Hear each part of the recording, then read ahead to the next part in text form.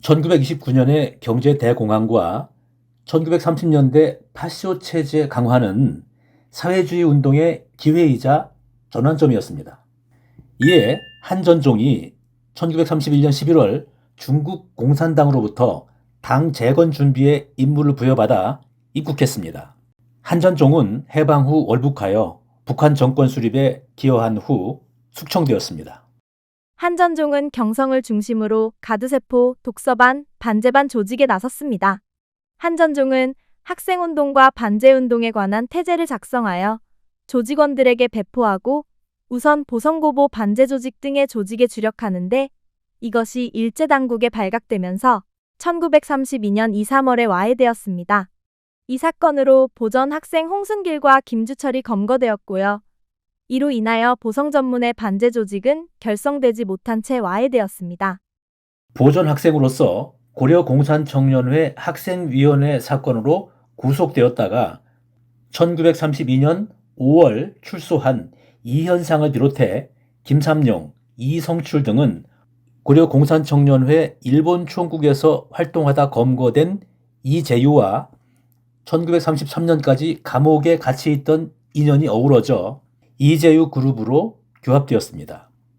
이재유 그룹은 당 재건운동을 위해 3인 1조의 협의회식 트로이카 운동을 제기하고 자신들을 경성 트로이카로 명명했습니다.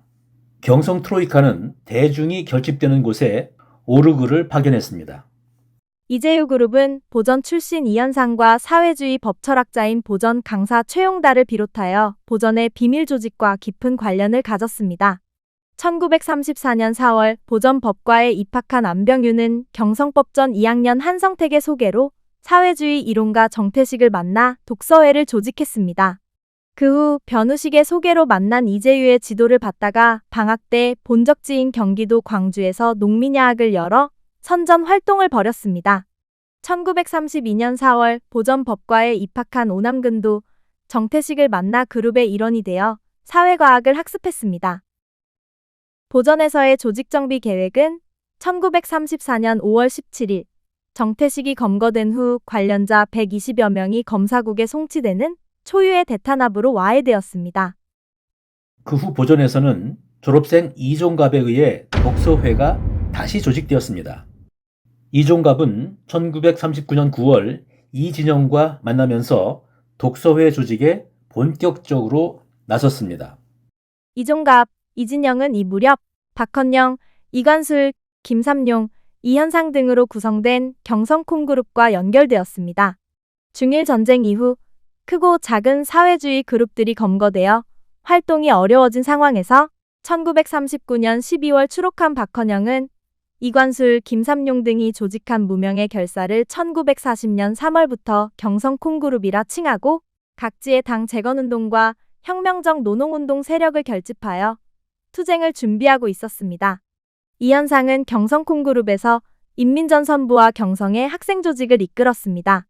경성콩그룹의 조직 활동에 힘입어 이 무렵 학생운동 조직이 지하에서 꾸려지고 있었지만 일제의 대탄압으로 1941년 말에 이르러 거의 모든 조직원이 검거되었습니다.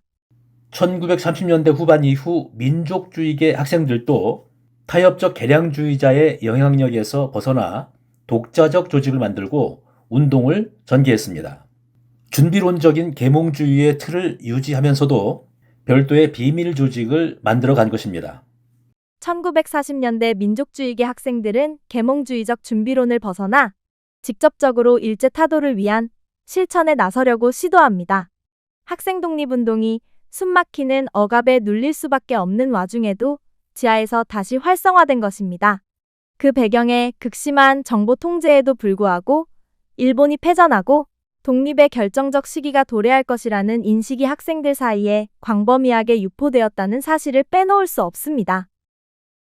예를 들어 보전 최용준과 여대현 등은 1941년부터 동지적 결합의 모임을 가지면서 제2차 세계대전 전황의 전환점이 된 스탈린그라드 공방전 관련 정보를 듣고 이것이 태평양 전쟁의 전황에도 영향을 미쳐 일본이 패전할 것이라고 예상했습니다.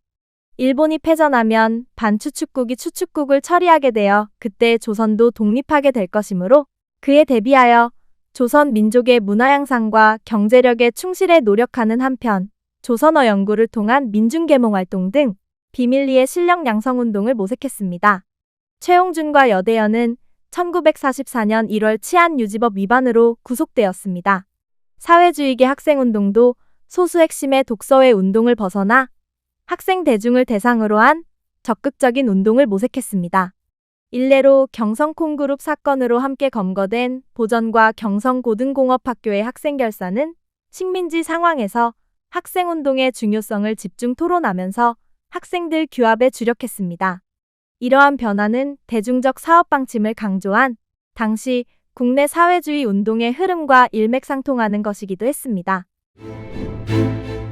1930-40년대 보성 전문의 학생운동은 사회주의, 민족주의를 막론하고 일제의 강압적 통치 속에서 끊임없이 조직을 재구성하며 지속된 저항의 역사였습니다. 보성 전문은 식민지 지식인 학생운동의 핵심 거점으로 기능하며 해방을 준비하는 사상적, 조직적 토대를 구축해 나갔습니다.